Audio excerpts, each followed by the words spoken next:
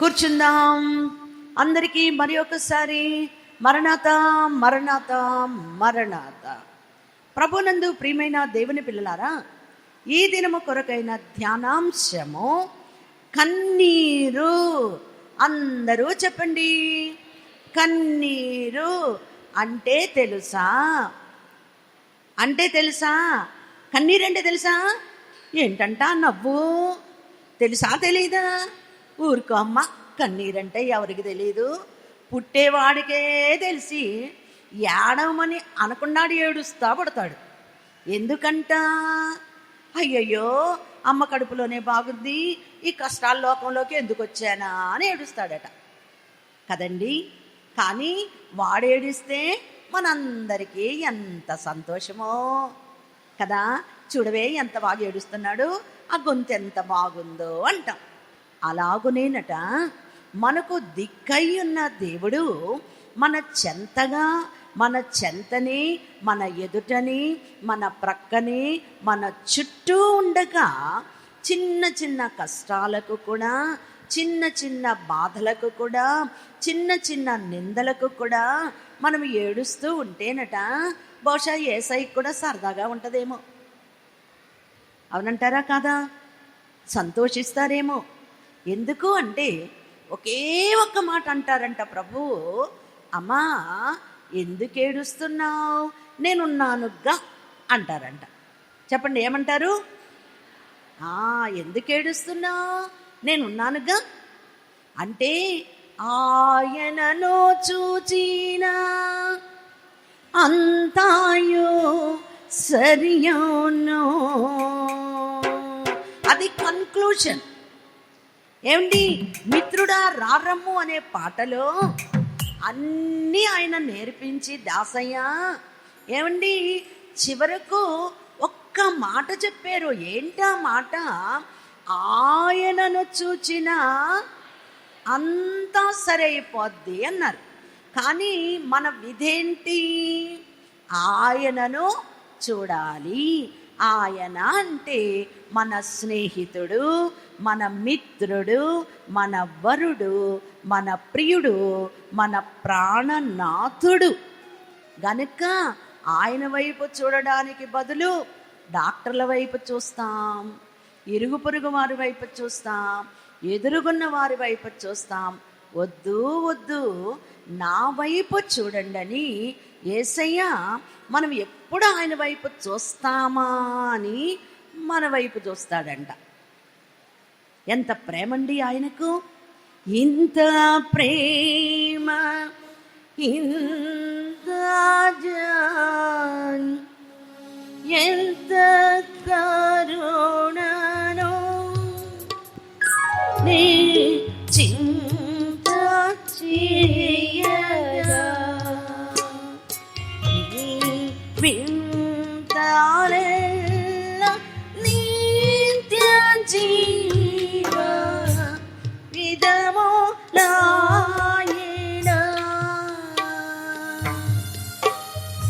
మనసా యేసు మరణ బాధ లెనసి పాడవే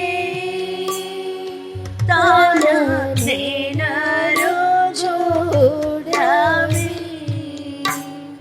యాగలోని గూడవే నేను మను పామాచి నాను చున్నమ్మి మదిని వేడవే. 180వ పాట ఆఖరి చరణం మళ్ళీ పాడుకున్నాం. ఇంత జాలి, ఇంత ప్రేమ, ఇంత శాంతమా నీ అంత కరుణను నీ చింత చేయగా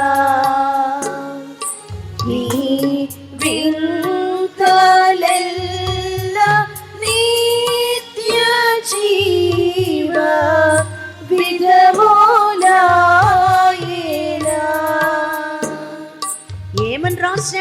చూడు అంటే ఎన్ని వింతలో యేసయ్య దగ్గరకు వస్తాయి. మన జీవితంలో మీరు అనుభవించారా? బెల్లం కొట్టిన రాళ్ళలాగా ఉన్నారు. చెప్పండి, తోటకు వచ్చిన మీరు మీ బ్రతుకులో జీవితంలో వింతలు ఏమైనా అనుభవించారా అంటున్నా. అనుభవించారు కదా.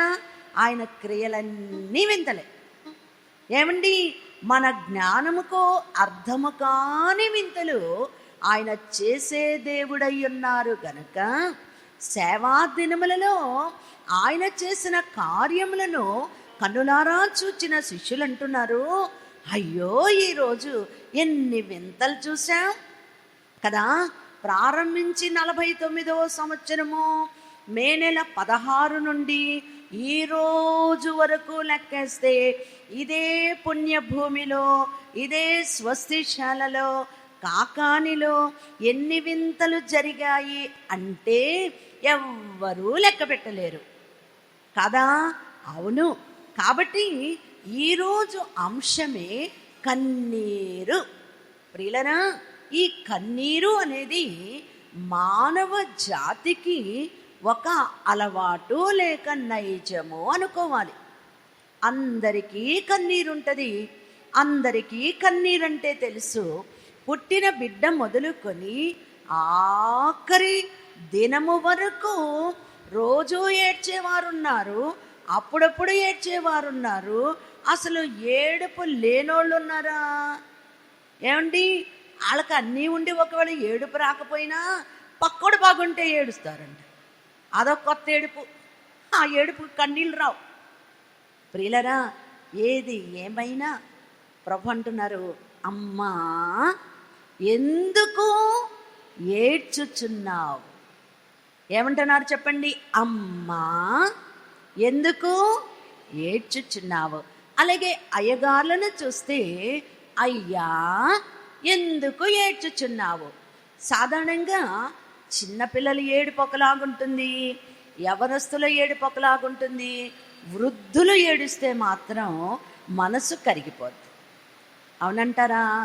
పోయిన వారంలో ఒక పెద్ద వ్యక్తి, అంటే మంచి జ్ఞానము కలిగిన వ్యక్తి తోటకు వచ్చి కన్నీరు కార్చాడండి. పెద్ద కష్టమేమి కాదు ఆయనకు, బాధలేమి లేవు ఆయనకు. కానీ అంత పెద్ద వ్యక్తి కన్నీరు పెట్టాడంటే ముందు బాబాయ్ గారికి మనసు కరిగిపోయి అయ్యయ్యో అన్నారు. ఆ తర్వాత నేను మాట్లాడినప్పుడు, అయ్యా ఈ మాత్రము దానికే కన్నీరా? ఇంత పెద్ద వ్యక్తులు మీరు కన్నీరు కారిస్తే ఎలాగా అన్నాను నేను. ఎందుకు? అందరి కన్నీళ్లకు అయ్యో అనిపించదు, కానీ కొందరిని చూస్తే మాత్రం వారి వయస్సును బట్టి కానీ, వారి యొక్క విధిని బట్టి కానీ, ఉద్యోగమును బట్టి కానీ, పలుకుబడిని బట్టి కానీ, లేక వారి జ్ఞానాన్ని బట్టి కానీ కొందరు ఏడిస్తే మాత్రం మనకు వింతగా అనిపిస్తుంది. వీళ్ళకు కూడా కన్నీరు ఉంటుందా అనిపిస్తుంది ప్రియులరా. అయితే ఆయన గారి కన్నీరేంటంటే, బిడ్డకు వయసు పైబడింది, ఆ బిడ్డ విదేశాల్లో ఉన్నాడు. ఏమండి, పెండ్లి సమకూడటం లేదు. వయసు పైబడింది అంటే సుమారు 36 ఏళ్ళు వచ్చినాయి. మంచి ఉద్యోగస్తుడు, మంచి జ్ఞానము గలవాడు, మంచి ప్రవర్తన గలవాడు. కానీ ఆ బిడ్డకి ఏం కుదరలేదట? సంబంధం కుదరలేదంటే పెళ్ళవటం లేదు. ఆయన అంటాడు కదా, అమ్మా నా బంధువులలో నేను ఒక రాజా బతుకు బ్రతికాను, కానీ ఇప్పుడు నా బిడ్డకు వివాహము కానంత మాత్రమున నా బంధువులు నాతో ఆడుకుంటున్నారు అన్నాడండి. ఎంత భయంకరమైన మాట చూసారా? నా బంధువుల చేతికి నా జుట్టు దొరికింది, వాళ్ళు నాతో ఆడుకుంటున్నారు అన్నాడు. అంటే ఏళన చేస్తున్నారు. అప్పుడు నేనన్నాను, అయ్యా మీకు తెలిసి వచ్చినా తెలియక వచ్చినా దేవుడు మిమ్మల్ని రప్పించారు కాబట్టి నెరవేర్పున్న ఈ స్థలానికి మీరుగా రాలేదు, దేవుడే తెచ్చాడు. ఏమండి, శీఘ్రకాలంలో మీ ఆశ, మీ కోరిక దేవుడు తప్పక నెరవేరుస్తారు. కన్నీరు పెట్టకండి. అంతకంటే మనం ఏమన్నా చెప్పగలమా? లేదు. ఆ తరువాత మీ కొరకు ప్రార్థన చేస్తాం మేము అని ప్రార్థన చేసి పంపటం అనేది జరిగింది. కాబట్టి మానవ మనుగడలో ఏడుపు అనేది ఒక సాధారణమైన క్రియ. చిన్నపిల్లలు అందరూ ఏడుస్తారు. ఆకలికి ఏడుస్తారు, శ్రమ ఉంటే ఏడుస్తారు, వ్యాధి ఉంటే ఏడుస్తారు, అప్పులుంటే ఏడుస్తారు, బిడ్డల మాట వినకపోతే ఏడుస్తారు, అల్లుడు గారు అమ్మాయిని బాగా చూడకపోతే ఏడుస్తారు. ఏమండి, ఇలాగూ ఎన్నో రకములైన కారణాలు ఏడుపుకుంటాయి. తీరుబడిగా ఎవరు పని పాట లేకుండా ఏడవరు. ఉన్నారా ఎవరైనా అలాంటి వాళ్ళు మీలో? తీరుబడిగా ఏడ్చేవాళ్ళు ఎవరు ఉండరు కదా. అయితే ఇక్కడ ఈ కన్నీటి విషయంలో చూస్తే కన్నుల్లో నుండి వచ్చి నీరే కన్నీరు. కానీ మానవ శరీరం అంతా నీరుండాలి, ఉంటుంది కూడా. ఆ నీరు లేకపోతే డీహైడ్రేషన్ అంటారు. అంటే మనిషి కొంచెంసేపటికి చచ్చిపోతాడు. అందుకే ఏం చేస్తారు, ఎండాకాలం నీరు తాగకపోతే సరిగా శరీరానికి అవసరమైన నీరు లేకపోతే కళ్ళు తిరిగి పడిపోతారు. ఆ భయంకరమైన వేదనలోనే ప్రాణం కూడా పోద్ది. అలాంటి వారిని తీసుకెళ్ళి ముందు సెలైన్ పెడతారు. ఎందుకంటే తెప్పరిల్లడానికి. ప్రియమైన దేవుని పిల్లలారా, ఈ కళ్ళల్లో వచ్చే కన్నీరు చూచేవారికి బాధకరంగా ఉండొచ్చేమో, కానీ ప్రభువుకి ఆనందం. దైవజనులు పాటలో ఒక చరణములో రాశారు, ఏడవండి అని. ఎక్కడో చెప్పుకుంటారా? నా టైమే వేస్ట్ అయిపోద్ది. కన్నీళ్ళతో కఠిన మనసు కరిగించు కొందామో, అన్ని పాప మొలను విడచి ఆత్మాను పొందుదమో, ఆత్మాను పొందుదమో, ఆత్మాను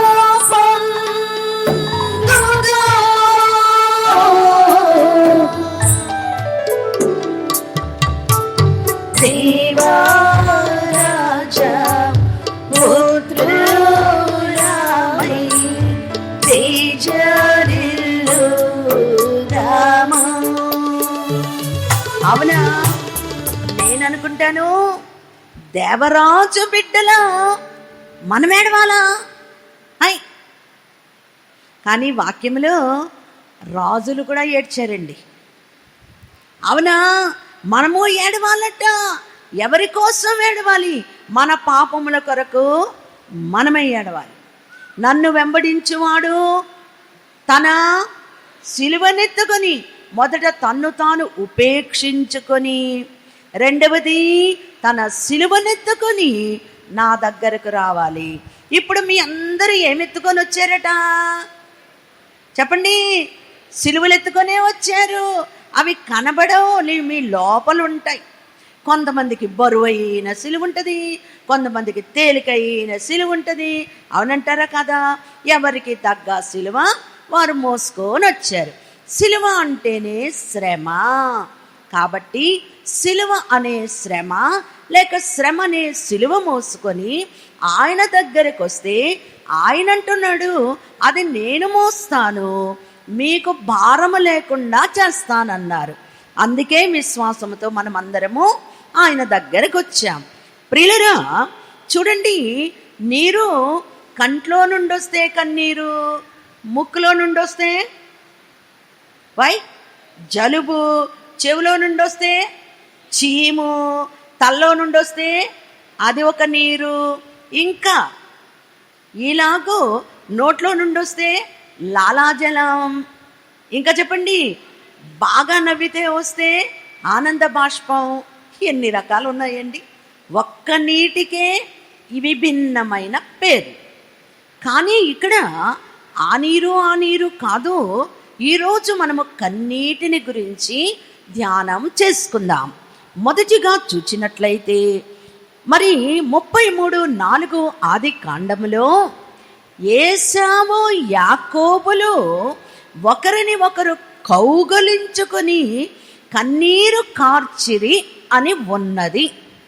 ప్రియులరా, ఈ కన్నీటికి కారణమేంటి? కన్నీరేలమ్మా. కొత్తగా ఒక హిట్ అయిన సాంగ్ వచ్చింది కదా, మీరు అడుగుతున్నారు, నేను పాడుతున్నాను. ఎందుకంట అన్నాదమ్ములు కౌగలించుకొని ఏడుస్తున్నారు అంటే, ఒకప్పుడు ఒకరికి చాలా విరోధం. తమ్ముడు దొరికితే చంపేస్తానన్నాడు అన్న. కానీ ఈరోజు ఒకరిని ఒకరు పట్టుకొని ఏడుస్తున్నారు. ఎడబాపు అనంతరము అనేక వత్సరముల తరువాత అన్నను తమ్ముడు, తమ్ముని అన్న కలుసుకున్నారు. వారికున్న పగ తీరిపోయింది. కన్నీటికి జవాబు ఉంది. నీలో వేదన తీరిపోవును.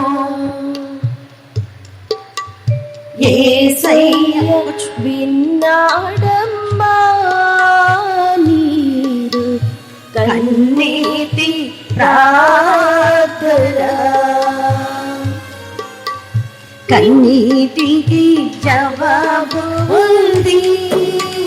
నీలో వేదన తీరిపోవును. యేసయ్య విన్నాడమ్మా నీరు కన్నీటి ప్రార్థన.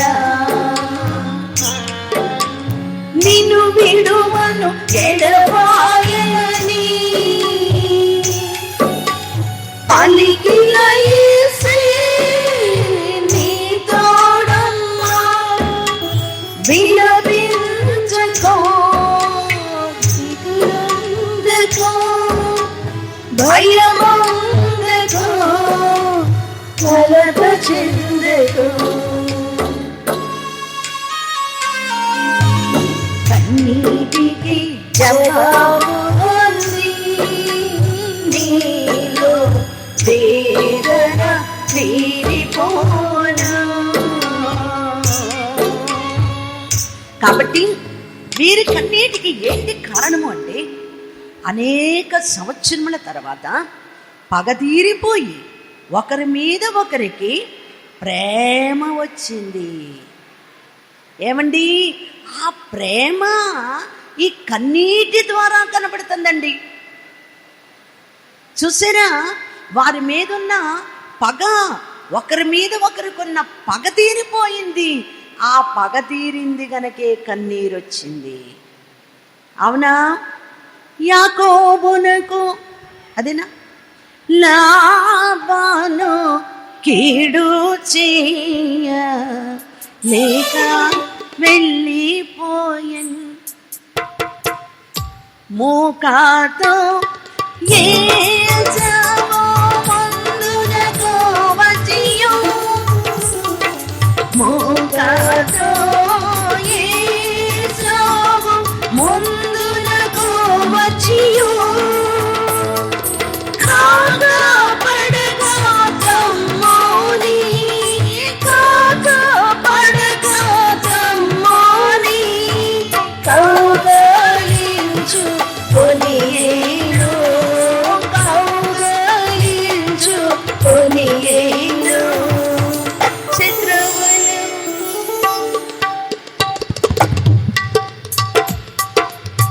శత్రువులు గెలవగరా మనలన్నీడు. శత్రువులు గెలవగరా. ఏమండి, శత్రువులు మనలను చెప్పాలి గెలవగలరా? గెలవగలరా అన్నారు దైవజనులు. అంటే ఏంటర్థం? గెలవా లేరు. చెప్పండి ఇప్పుడు అందరూ చెప్పండి. శత్రువులు మనలను డాష్. గట్టిగా చెప్పాలి, అయ్యగారులు చెప్పాలి. శత్రువులు మనలను గెలవలేరు. ఏమండి, ఆఖరికి సాతానుడు కూడా మన శత్రువు ఎవరు? సాతానుడే. వాడు కూడా గెలవలేరు.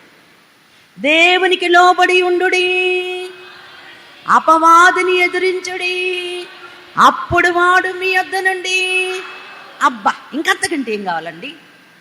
కాబట్టి మనల్ని చూస్తే ఎవరు పారిపోవాలి? ఆడు శనిగాడు. కానీ ఆడిని చూసి మనం పారిపోకూడదు. నీలో ఆ భక్తి, ఆ విశ్వాసం, ఆ పట్టు, ఆ ధైర్యం ఉంటే వాడే మనకు భయపడాలి సుమా. రెండవది చూస్తే, రెండవ కన్నీరు ఏమై ఉంది అనగా చూద్దామండి. పరిశుద్ధ బైబిల్ గ్రంథంలో వ్రాయబడినది, దైవజనుడు కన్నీరు కార్చాడు. రెండవ రాజుల గ్రంథము, ఇంటికి వెళ్ళి చదువుకోండి. టపాటపా చదివితే ఇప్పుడు చదవచ్చు. రెండవ రాజుల గ్రంథము 8వ అధ్యాయము 11వ వచనములో దైవజనుడైన ప్రవక్త హజాయేలు, చదువు. హజాయేలు ముఖము చిన్నబోవనంత వరకు ఆ దైవజనుడు అతని తేరి చూచుచు కన్నీళ్లు రాల్చెను. ఏమండి, ఏడ్చి అంత చూశాడంట. ఎందుకంటే అతని బుద్ధిని బట్టి చావుకు సిద్ధమయ్యాడు. కానీ ప్రభు అంటున్నారు, దేవుడు అంటున్నారు, వెళ్ళు బతుకుతాడని చెప్పు. కానీ ఈయన కంటి చూపికే, ఈయన కన్నీటికే వాడు ఆ యొక్క రాజు ఏమైపోయాడు? హడలిపోయాడు. ప్రియులరా, దైవ జనులు కూడా కన్నీరు కారుస్తారు. మన ఆత్మీయ జనకులు దైవజనులట దేవుని పాదాలు పట్టుకొని, దేవా దేవా దేవా నా బిడ్డలను దీవించు అని ప్రార్థన చేస్తున్నారట దేవదాసయ్య గారు. ప్రియులరా, ప్రభు అంటున్నారట, దేవదాస్ నీ బిడ్డలను దీవించినంతగా చెప్పండి నేను మరి ఎవరిని దీవించడం లేదు. ఎంత చక్కని మాట. ఏమండి చెప్పాలి, ఎవరిని దీవించినంతగా? బైబిల్ మిషన్ వారిని గుండె మీద చేసుకొని చెప్పండి, బైబిల్ మిషన్ వారిని దీవించినంతగా ఎవరిని నేను దీవించలేదు. నిజమంటారా ఒట్టిదంటారా? నిజమేనా? చెప్పాలి, నిజమే. దేవుడు మనల్ని దీవిస్తూ ఉన్నారు, దీవించారు, దీవిస్తారు. అది మనము మర్చిపోకూడదు. మరి ఒకటి మూడవది చూచినట్లయితే, మరి రెండవ రాజుల గ్రంథము 20వ అధ్యాయము 3వ వచనములో స్త్రీలు రండి. మూడవ చూడండి, 20వ అధ్యాయం, యెహోవా, రెండవ రాజులు 23.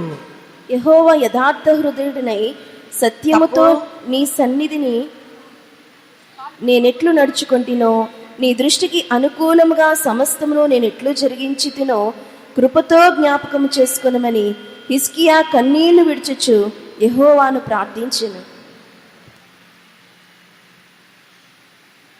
పాపం సేనా దయ్యాల్పించి వాణిగా చేసిన వానికి నిన్ను బ్రహ్మ వాలిచియున్నా, వానికి నిన్ను బ్రహ్మ వాలిచియున్నా. ఏమండి, ఆ యవనస్తురాలికి ఏం బాధో, ఆ బాధ ఆ అమ్మాయికి పిచ్చితనాన్ని కలుగచేసింది. 2 కాళ్ళు పట్టుకుంటుంది, ఎవరిని పట్టుకోవాలో కూడా తెలియటం లేదు పాపం. చూసారా, ఎక్కువ ఆలోచించినట్లయితే, శ్రమను గురించి ఎక్కువ తలంచుకుంటే జాగ్రత్త, మతి చాంచల్యం వస్తుంది. ఏంటి ప్రభా, నాకేనా శ్రమ, నేనేనే దొరికాను, ఎప్పటి వరకు, ఇది చచ్చే వరకు ఉంటుందా? ఉండదు.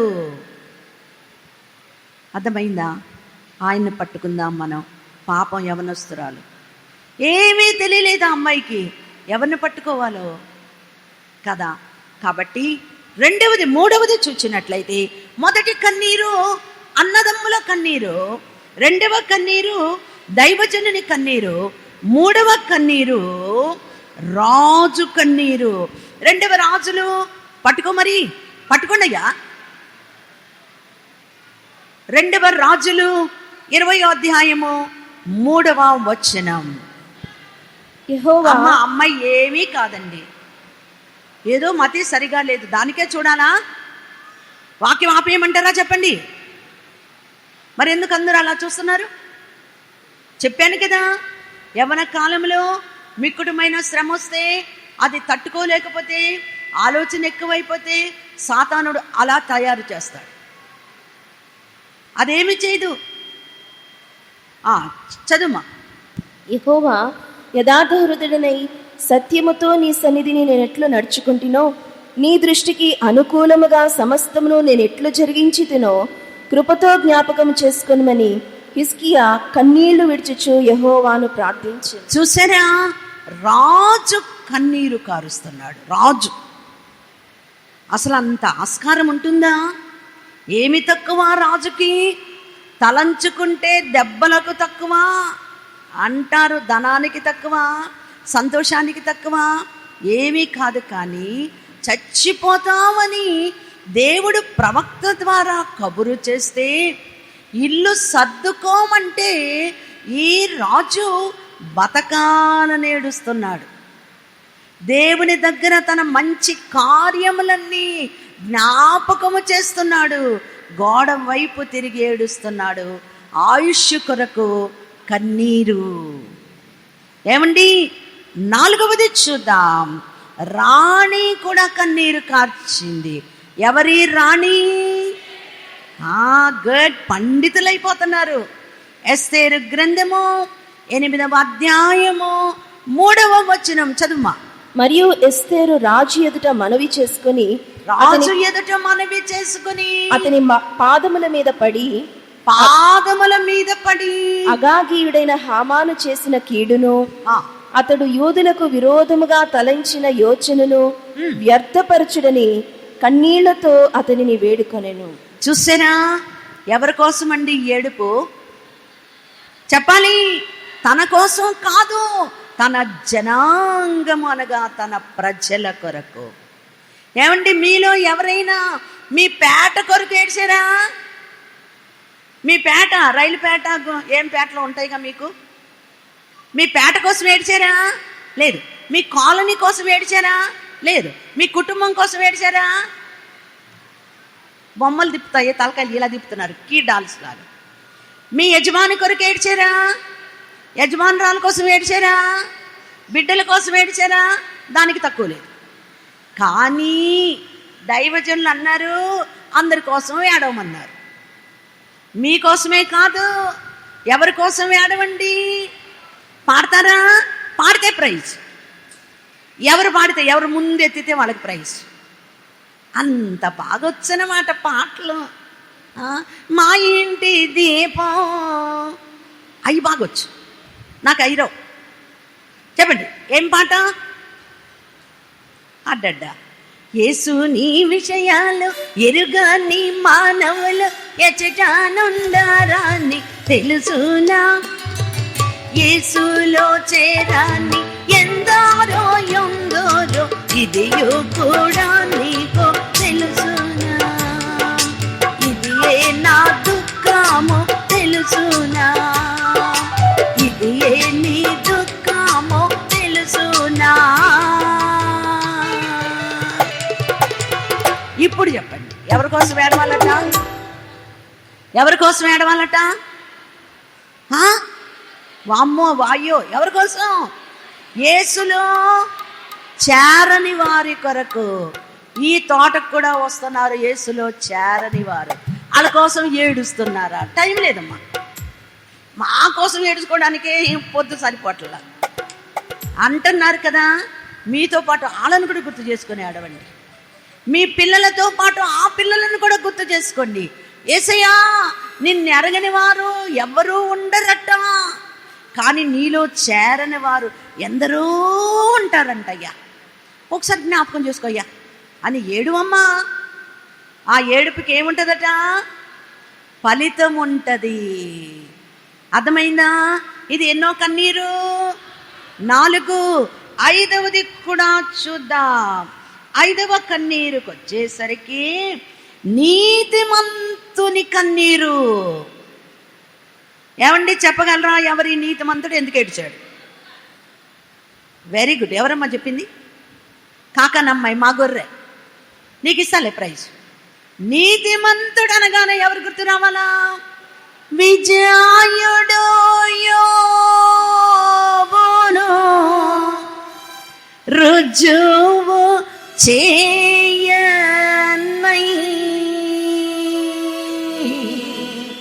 వృచిన మూర్తి కీడే సెలవు నిజ సౌఖ్యము నీలచిపోయిను భుజములపై శ్రమలుందా భక్తి పోదు రక్తి పోదు. చదువుదాం యోబు గ్రంథము 16వ అధ్యాయము 21వ వచనం వినండి. వచ్చే వారం కూడా బాబాయ్ గారి తర్వాత నాదే ప్రసంగం కనుక మళ్ళీ అడుగుతానంట. ఎన్ని కన్నీరు బాగా వినండి. అందుకే చెప్పండి. నరపుత్రుని విషయమై వాని స్నేహితునితో వ్యాజ్యమాడవలననియు కోరి నేను దేవుని తట్టు దృష్టి ఉంచి కన్నీళ్లు ప్రవాహముగా విడుచుచున్నాను. బా, ఏంటండి ఇది? మనిషికి సాధ్యమా? నీతిమంతుడు గనుక ప్రవాహము వలె కన్నీరు కార్చాడట. ఎవరి కొరకు? నరపుత్రుని కొరకు. తన స్నేహితుల ఎదుట ఏ నేరము చేయని యథార్థవంతుడు, నీతిమంతుడు, యెహోవాయందు భయభక్తులు గలవాడు, పాపము చేయకముందే చేసుంటారేమోనని బలులర్పించిన నీతి గల యోబు గారు స్నేహితులు చూస్తుండగా కన్నీరు ప్రవాహము వలె కార్చినాడు అని చూస్తున్నానేది తన కొరకు కాదు, తన బిడ్డలందరూ 10 మంది ఒక్కరోజే చచ్చిపోయారు. ఆస్తి అంతా ఒక్కరోజుకే పోయింది, కానీ భక్తి పోలేదు. అది ఎంత గొప్పతనం వచ్చింది. ఎన్ని శ్రమలున్నా భక్తిలో మాత్రము తరుగులేదు. అదే నిజమైన భక్తి. 6వది చూద్దాం ప్రియులరా. నిందాస్పదమైన కన్నీరు. కీర్తనల గ్రంథము 16:21 త్వరగా చదవాలి. 16:21 కీర్తనలు 69:10.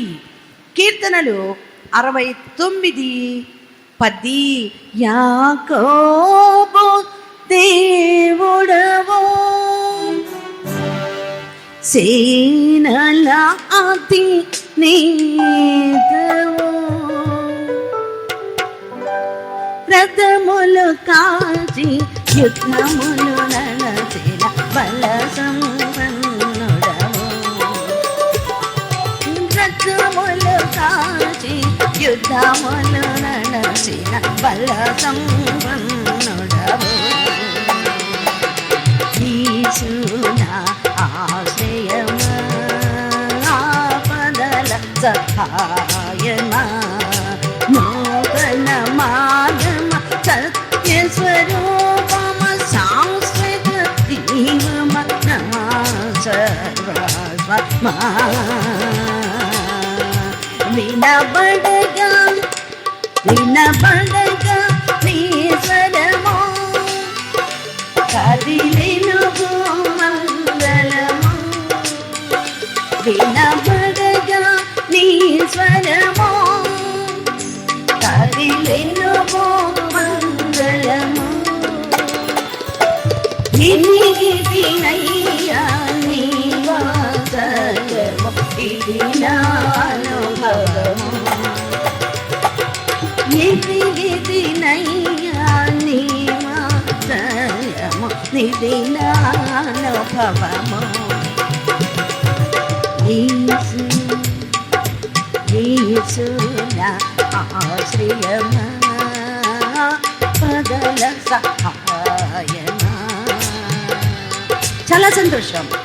చదువుమా. ఉపవాసముండి నేను కన్నీరు విడవగా ఉపవాసముండి, ఇటు చూడండి, ఉపవాసముండి నేనేం చేస్తున్నాను? ఏడుస్తున్నాను, కన్నీరు కారుస్తున్నాను. అది నాకు నిందాస్పదమాయను. వచ్చింది అడిగి అంత బానే ఉందిగా, అన్నం నీళ్లు లేవంట, ఆ గదిలో పడి ఏడుస్తున్నాడంట అంటారు. నిందలు వేస్తున్నారంట. అంటే ఈ భూలోకంలోనే ఏడవను కూడా ఏడవకూడదా? ఏడిస్తే కూడా తప్పేనా? ఏమండి, మూలిగితే తప్ప? ఆ గువ్వలు చూడండి, పావురాళ్ళు చూడండి, ఎప్పుడు అంటాయి. వాటికేముంది చెప్పాలి? అది వాటి నైజం. ఓ పాపీ, నీ కొరకు ఏడు, అందరి కొరకు ఏడు. అవునంటేనా? ఇక్కడ కీర్తనాకారుడు అంటున్నాడు, నేను ఉపవాసం ఉండి ఏడుస్తున్నాను, అది నాకు నిందైపోయిందయ్యా. 7వది చూద్దాం. ప్రవక్తల కన్నీరు. ఇర్మియా గ్రంథము 9వ అధ్యాయము 1వ వచనం. ఇర్మియా గ్రంథము 9:1. నా జనులలో హతమైన వారిని గూర్చి నేను దివారాత్రము కన్నీరు విడిచినట్లు నా తల జలమయముగాను నా కన్ను కన్నీళ్ల ఊటగాను ఉండునుగాక. అబ్బబ్బబ్బబ్బా, అసలు ఎంత గొప్ప మాట అండి ఇది. హతమైన నా జనుల విషయములో ఏడిస్తే నా తల ఏమైందట? జలమయము, దిండు తడిచిపోయింది, తల మొత్తం ముద్దయిపోయిందంట ఆయన. మరి ఒకటి, నా కన్నీళ్ళు కన్నీళ్ల ఊటగాను. కన్నీళ్ళ ఊట ఊట ఊట అంటే ఊరుకొచ్చేస్తుందంట కన్నీరు. ఎంత మనస్సాక్షి కలిగినటువంటి మరి ఒక దైవజనుడు లేక ప్రవక్త. తన కొరకు కాదు, తన బిడ్డల కొరకు కాదు, తన ప్రజల కొరకు. ఇలాంటి ప్రవక్తలు ఉన్నారా అంటే ఉన్నారు. ఒక్క దైవజనులు మాత్రమే నాకు తెలుసు. ఏమండి, మన కొరకు, ఈ పుణ్యభూమికి వచ్చే వారి కొరకు కన్నీరు కారుస్తారు.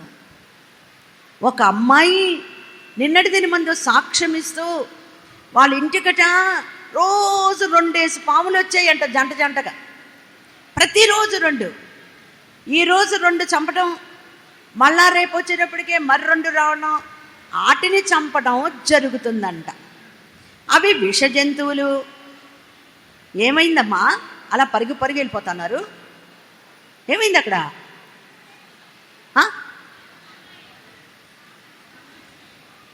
అమ్మాయి ఇక్కడికి వచ్చిందా? ఇంకొక అమ్మాయా? ఓరు నీ అమ్మాయిలు సన్నకుండా డొల్లుకుండా వచ్చిందా? ఓరు దాన్ని.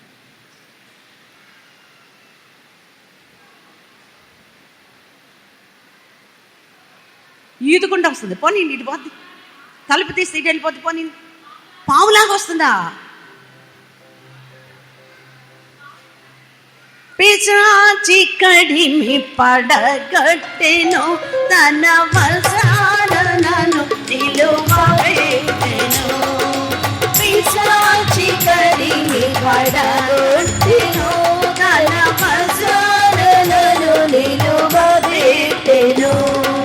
ప్రశాంత మధుర సువిశేష వాక్కును నిశాంతమున చేర్చి సేదదీచెను. యెహోవా నామమును లాలించెను, తన ఆనయనులను ధ్వనించెను. ఏం చేయి? ఏం చేయి? దాని టైం దగ్గరికి పడింది, అందుకే వచ్చింది. పొట్టలో నుండి పాము వచ్చినట్టు. ఇటు చూడండి, ఎవరు అటు చూడద్దు. ప్రియమైన దేవుని పిల్లలారా, అప్పుడు ఆ అమ్మాయికి ఏం చేయాలో తోచలేదట. ఎక్కడ పుట్టబెట్టి రోజుకు 2 వస్తున్నాయో, బిడ్డలు సంచరించే ఆ ఇంటిలో చేసేది లేక యేసు రక్తము ఏమండి బావి నీళ్ళలో కలిపి ఇంటి చుట్టూ పోసి, యేసయ్యా మా ఇంటికి నువ్వే కాపలా ఉండు అని ప్రార్థన చేసుకుంటే ఆ రోజు నుండి ఈ రోజు వరకు ఏమీ రావట్లేదంట.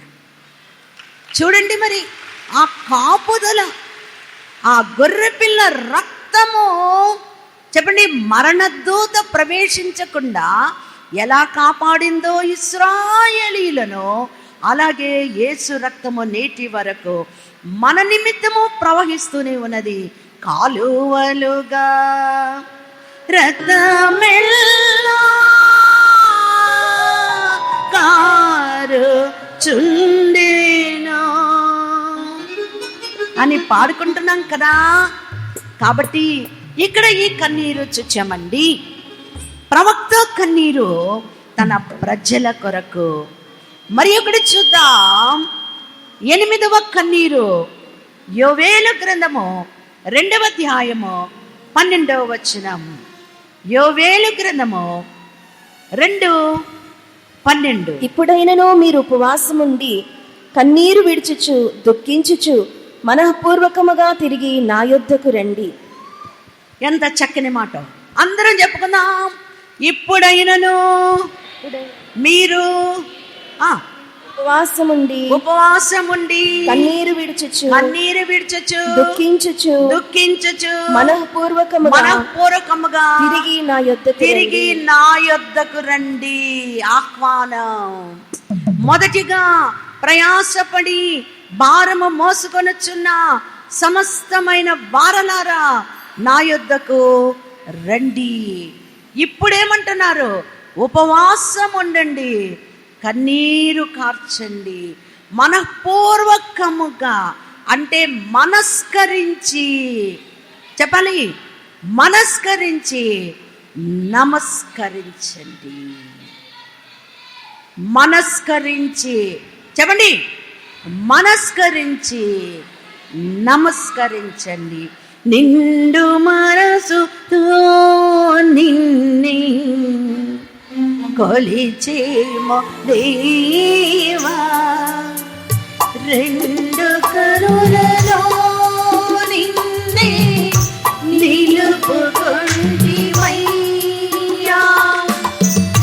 పండు వెన్నెలే మాకు నీ కరుణ కాంతి, నిండు మనసుతో నిన్నే కొలిచేము దేవా. ఎలాగంట దేవుని కొలవాలి చెప్పాలి? ఆ సరుకుల లిస్ట్ ఇచ్చినట్టు కొట్టుకెళ్ళి సరుకుల లిస్ట్ లాగా రోజు అదే ప్రార్థన. కానీ ఇప్పుడు ఎవరో చెప్పారు, మనము ఇతరుల తప్పులు క్షమించి ప్రార్థన చేయకపోతే దాంట్లో శక్తి ఉండదు. వాగ్దానములెత్తి ప్రార్థించకపోతే నెరవేర్పు ఉండదు. అది సాతానుగాడు ఎత్తుకుపోతాడంట, దేవుని సింహాసనం వరకు చేరనివ్వడంట. కాబట్టి ఏముండాలా ప్రార్థనకు చెప్పండి అమ్మా? వాగ్దానములు ఉండాలి. అవునా? అడుగువారి కిచేదా నంచు ఆనతిచ్చి నావో గానా,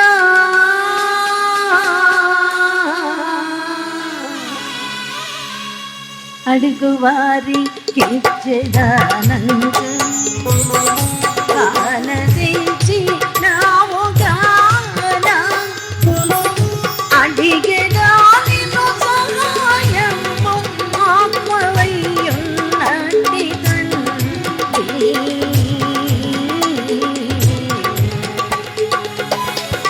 నిన్ను నేను విడువను దేవా.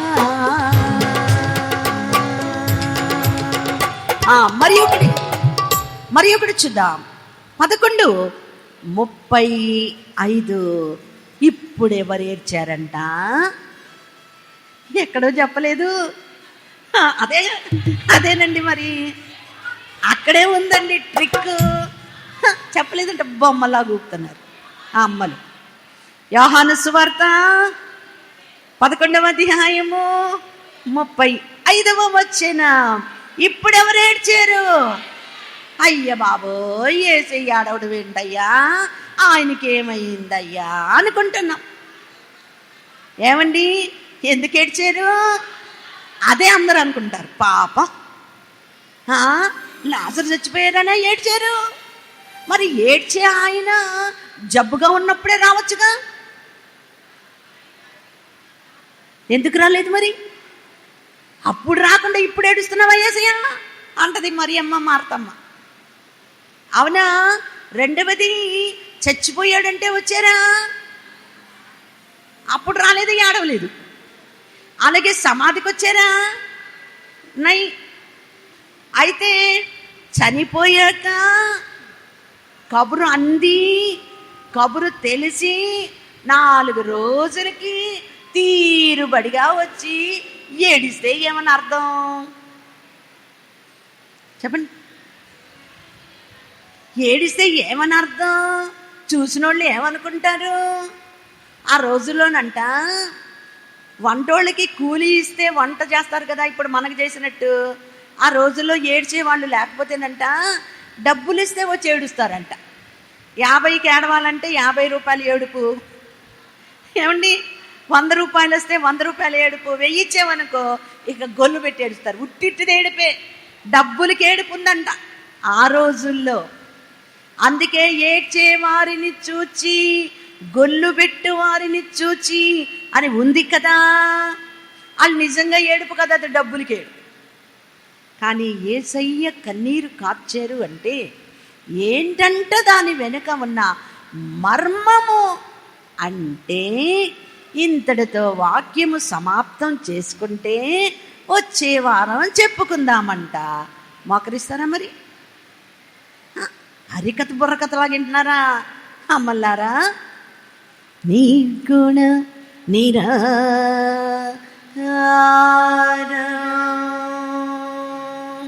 మోకరించాలి అందరూ. నిర్మలాత్మ స్వరూపం సకల దేవ ప్రాణాధార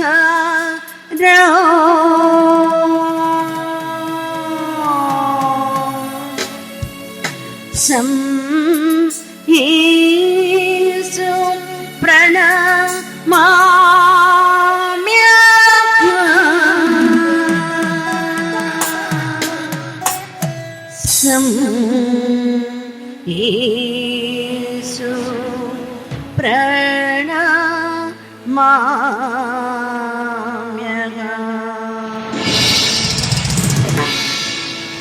నమో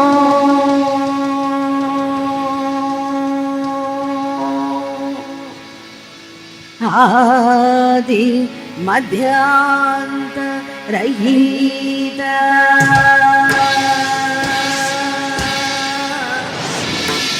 నమో మోక్ష రాజ్యాధి నేత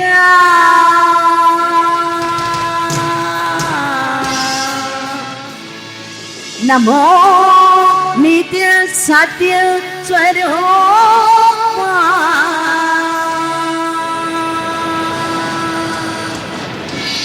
నమస్తే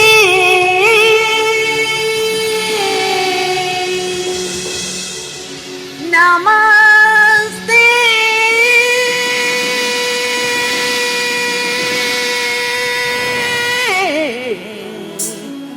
నమ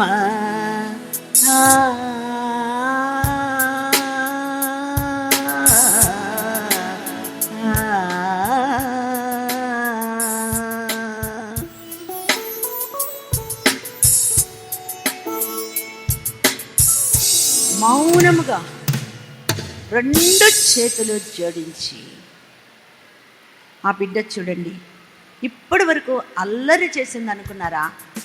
చక్కగా చేతులు జోడించి యేసయ్యకు నమస్కారం చేస్తుంది. అవునా? చేతులెత్తి దేవుని నమస్కరిస్తుంది.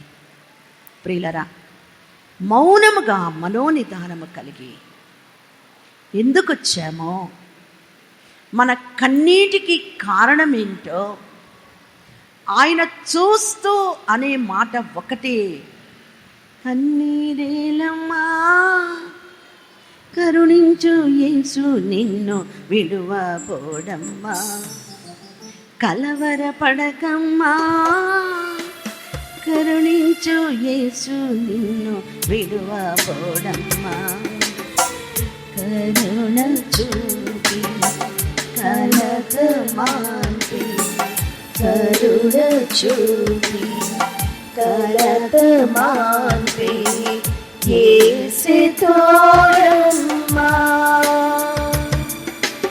కన్నీరేలమ్మా.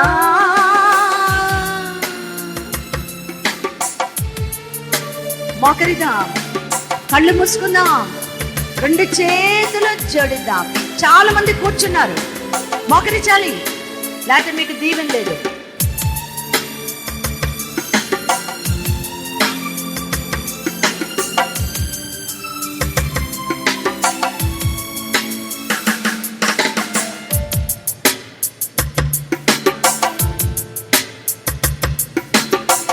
నీకెవరూ లేదని, ఏమీ చేయలేవని అందరూ నిన్ను నిరాశపరచారా, పొరుగంటి వాడవని ఎప్పటికీ ఇంతేనని, నా బ్రతుకు మారదని అనుకుంటూ ఉన్నావా? నేనున్నా నన్న యేసు మాటలో మరచావా? కన్నీరు నాట్యముగా మార్చును చూస్తావా? నేనున్నా నన్న యేసు మాటను మరిచావా? నీరు నాట్యముగా మార్చును చూస్తావా?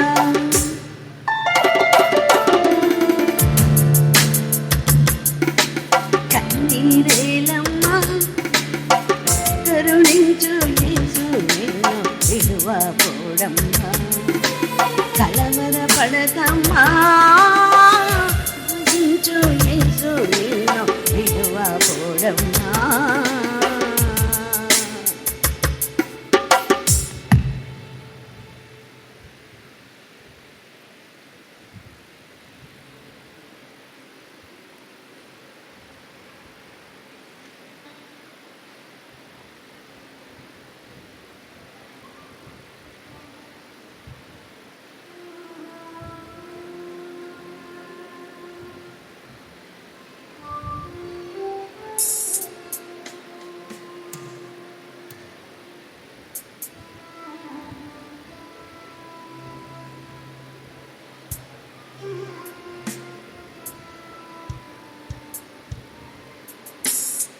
సర్వోన్నతుడా, మహిమోన్నతుడా, ఘనదేవా, శక్తిమంతుడా, దయామయుడా, స్తోత్రార్కుడా, పూజనీయుడా, స్తోత్రములు నాయన. నీ మహాకృపను బట్టి, నీ ఆశీర్వాదముతో, నీ దీవెనతో నన్ను మమ్ములను విలువైన నీ రక్తధారతో కొనుక్కున్నాను. నీవు నీ సొత్తు కాదు, నా దానవు, నా వాడవు, నా సొత్తు అన్నా నీవే ప్రభా. కన్నీటితో, వేదనతో, నాయనా దుఃఖముతో, మనోవ్యాకులముతో నీ చెంతకు చేరిన నీ బిడ్డలను నీవు చూస్తున్నావు కదా ప్రభా. ఏ ఒక్కరిని విడవకుండా దేవా, నిన్ను నమ్ముకొని నీ దగ్గరకు వచ్చారు గనక వారికి రావలసినటువంటి ఆశీర్వాదము, ఆనందము, ఆదరణ నిన్ను బట్టి అనుగ్రహించి, నా దేవుడు నా కన్నీరు చూచారు, నాకు మేలిచ్చారు, ఆనందం ఇచ్చారు, సంతోషం ఇచ్చారు, నా కోరిక నెరవేరింది, నా ప్రార్థనకు జవాబు దొరికింది, నా బిడ్డలు మారారు, నా అల్లుడు నా బిడ్డను బాగా చూసుకుంటున్నాడు, లేక నా కుమార్తె నా అల్లుడిని బాగా చూస్తుంది, కలహములు లేవు, ఆనందమే ఉంది అని మేము తృప్తి చెందగలిగితే ప్రభా, అంతకంటే లోకములో మాకు ఏమీ అక్కర్లేదు నాయన. మేము నీ పని చేసి యేసయ్యా నీ బిడ్డలముగా తండ్రి, నీ కొరకు సాక్షులముగా జీవించగలము గనుక ప్రభా, వచ్చిన బిడ్డల్లో ఎవరికే బాధ ఉన్నా కూడా ప్రభా, ఏ వేదన ఉన్నా కూడా ప్రభా, ఏ వ్యాధి ఉన్నా కూడా ప్రభా, ఏ నిందలు అవమానములతో ఉన్నా కూడా ప్రభా, నీవున్నావని నీ దగ్గరకు వచ్చారు గనక, నీ పాదములను పెనవేసుకున్నారు గనక, యేసయ్యా ఎడవద్దమ్మా అని నీ ఒక మాట, ఏడవద్దయ్యా అని నీ ఒక మాట వారికి చెప్పగలిగితే ఎంత ఆదరణో కదా ప్రభా. వచ్చేవారే మనోవేదనతో వచ్చిన వెళ్ళేటప్పుడు సంతోషంగా వెళతారు ప్రభా. భారభరితమైన హృదయముతో వచ్చిన తేలికగా తిరిగి వెళతారయ్యా. ఒక్కొక్కరికి నీవు కనబడు ప్రభా, వారితో మాట్లాడు ప్రభా, వారికి కావలసిన దీవెనలు దయచే ప్రభా, వారితో నీవు వెళ్ళు ప్రభా, వారితో నీవు ఉండు ప్రభా. అమ్మాయి శిష్యులతో ఎలా ముచ్చటించుకుంటూ వెళ్ళావో నీ బిడ్డలతో కూడా అలా వెళ్ళు నాయన. నా దగ్గరకు వచ్చేమమ్మా, నీ సంగతులన్నీ నేనే చూస్తానమ్మా, నేను చేస్తానమ్మా, నేనున్నానమ్మా అని నిన్ను నీవు కనపరుచుకొని ధైర్యం ఇచ్చి ఆదరణిచ్చి వర్ధిల్ల చేయమని యేసయ్యా ఇప్పటి వరకు చెప్పిన వాక్య సందేశములను బట్టి నీకు వందనాలు, విన్న వాటిని బట్టి వందనాలు. రకరకములైన కన్నీరుడు చూచామయ్యా. మేము మానవులము గనుక మాకున్న కష్టాలను బట్టి కార్చి మా కన్నీటికి కూడా ఫలితం ఇచ్చి దీవించి వర్ధిల్ల చేయమని, కూడి వచ్చిన వారిని, వచ్చుచున్న వారిని, గృహముల యొద్ద ఉన్న వారిని, సర్దుకునే వారిని, వచ్చేవారిని, మార్గంలో ఉన్నవారిని దీవెనతో నింపి నడిపించి వర్ధిల్ల చేయమని, వరుడు ప్రియుడు ప్రాణనాథుడైన యేసు నామమున వినయముతో వేడుకుంటున్నాము పరమ తండ్రి, ఆమీన్. పరలోకమందున్న మా తండ్రి, మీ నామం పరిశుద్ధ పరచబడును గాక, మీ రాజ్యం వచ్చును గాక, మీ చిత్తం పరలోకమందు నెరవేరుచున్నట్లు భూమి యందు నెరవేరును గాక. అనుదిన ఆహారం నేడు మాకు దయచేయము, మా ఎడల అపరాధములు చేసిన వారిని మేము క్షమించిన ప్రకారం మా అపరాధములు క్షమించము, శోధనలోనికి తేక కీడు నుండి తప్పించము. రాజ్యము, శక్తి, మహిమ నిరంతరము నీవై ఉన్నావు తండ్రి, ఆమీన్. ప్రభు యేసు రక్తమునకు జయము, అపవాది క్రియలకు లయము. ప్రభు యేసు రక్తమునకు జయము, అపవాది క్రియలకు లయము. ప్రభు యేసు రక్తమునకు సంపూర్ణ విజయం, అపవాది క్రియలకు అనంతానాశనం. హల్లెలూయా, హల్లెలూయా, హల్లెలూయా. స్తోత్రం, స్తోత్రం, స్తోత్రం. ఆమేన్, ఆమేన్, ఆమేన్. మన ప్రభువైన యేసుక్రీస్తు కృప, తండ్రి అయిన దేవుని యొక్క ప్రేమ, సహాయకుడు పరిశుద్ధాత్మ యొక్క సహాయము సహవాసము నిత్యము మనకును ప్రార్థించిన అంశములకు, ఏకీభవించిన బిడ్డలకు, జరుగుచున్న జరగబో కార్యములకు సదాకాలము తోడైండి నడిపించును గాక.